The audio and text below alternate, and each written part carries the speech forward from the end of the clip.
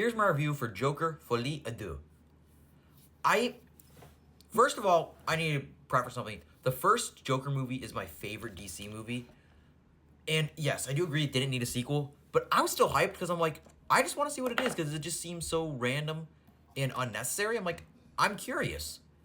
So I went in this movie, honestly, with high expectations. I think the trailers looked great. I didn't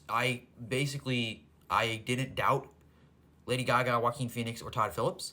And going in this movie, I could say, and coming out of it, I could say that I liked it, but I didn't love it like the first one.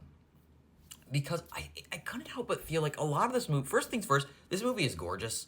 I think visually there's so much creative substance here. But in terms of the story, it just doesn't really feel like there's that much that even happens. I said, first things first, also, like a lot of people are wondering, is this movie a musical or not? It is a musical. Personally, I liked that. I liked the musical scenes. I thought that they were fun. I thought they were creative.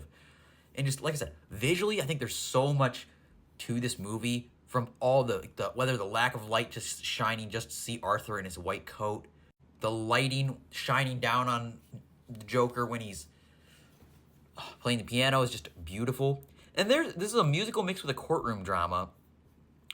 But I will say, watching the aftermath of like someone who devolved into insanity isn't nearly as interesting as watching someone devolve into insanity like in the first one.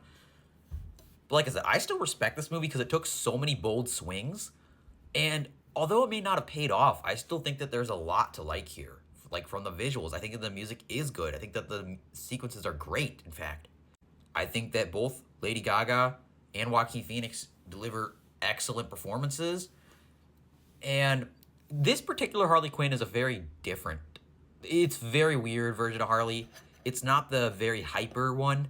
Much more, I guess much more scarier, you could say. I think Lady Gaga was great, and I'm glad that they tried something different. I don't think that they should just like, I don't think she should have just like copied Margot Robbie's Harley Quinn. But I think she did a good job for what she was given. Like I said, Joaquin Phoenix is just fantastic. His laugh is just terrifying. And just also, and he's so good in this movie. But I just feel like the plot just wasn't super compelling. I still enjoyed this movie and I still respected it. And I liked it. I could, like, if someone said, hey, do you want to go see this movie again? I would go see it again. I want to see it again when I can. But it's not a movie I'd want to rush out and see. And I just feel like that's one of the problems I think with it. I just feel like there's really not just much here.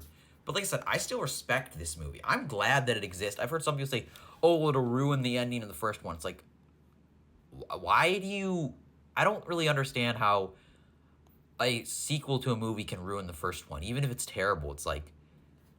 So are you saying that because, like, for example, like, because the majority of the other Terminator movies are bad, you hate the first two Terminator movies? Is that what you're saying?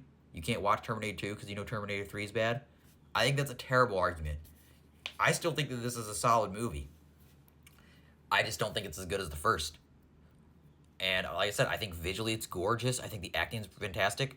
And there is a lot of stuff to like here. I just didn't find it as compelling as the first. But it's definitely one I'm planning on rewatching it when I can. And who knows, maybe I'll like it more, maybe I'll like it less. But that's one thing that this movie has. Whether you love it or hate it, at least you have an opinion. Like, this movie swings for the fences, and I respect it for doing it. Even if it didn't deliver as well as I wished it did, I respect it for being as unique and making its creative choices. So yeah, I liked this movie, but I didn't love it. I think it was good, but not great.